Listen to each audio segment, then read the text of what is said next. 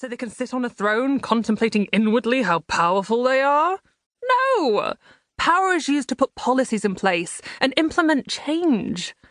So what deceitful plans did the power-hungry Anne Boleyn enforce as queen? Surely this is where every theory regarding her true character either gains merit or falls flat. Indeed it does, and as you will discover within the pages of this new analysis, every single one of Anne's royal missions had charity, education, or religion at the heart of it. A true sign of a terrible trollop if ever I saw one. The level of censorship that has taken place over the last 5 centuries, and is still alive and well today, I hasten to add, will shock, disturb, and baffle in equal measure. Well, I'm afraid I can't help you with the shock. Perhaps try a sip of brandy.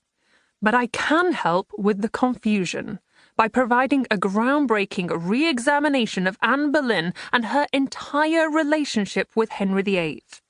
One that for the first time pieces their story together realistically, reflecting the true people we have hard evidence that they were. Providing light-bulb moments for the questions historians have, so far, only managed to provide absurd and illogical answers to. As a result, I found myself tackling the first Tudor biography that mixes historical fact with psychological analysis. This, I've discovered, is vital to finally understanding the 2 Tudor monarchs with whom society has had a mild obsession for several centuries now. Already I can hear the academic reader guffawing at such a statement. We only deal with facts and evidence here, Miss Nolan. Well, sure, if we're talking about a study on the interaction of robots. But if we want to understand the human beings that were Anne Boleyn and Henry VIII, complete with all their seemingly irrational decisions and nonsensical actions, then we must also take into account the one thing historians tend to dismiss, and that is the screwed-up enigma of the human psyche.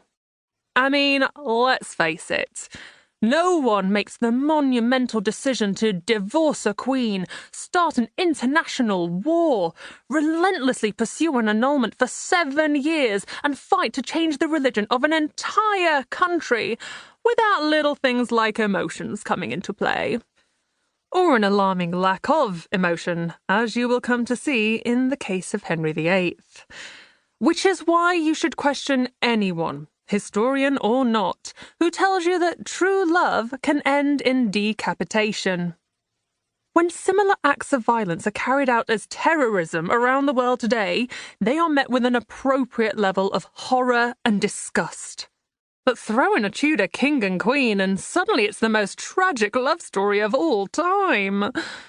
Often it's presented to us so subtly that we don't even realise it's a love story we are being sold. It's the biographer who tells the tale of a passionate king fighting to marry his forbidden mistress. The researcher who calls Henry's correspondence love letters. The historian who credits the religious reformation to the lovers who changed history. Or the news article that cites England's break from Rome as the grandest romantic gesture a man ever made for a woman.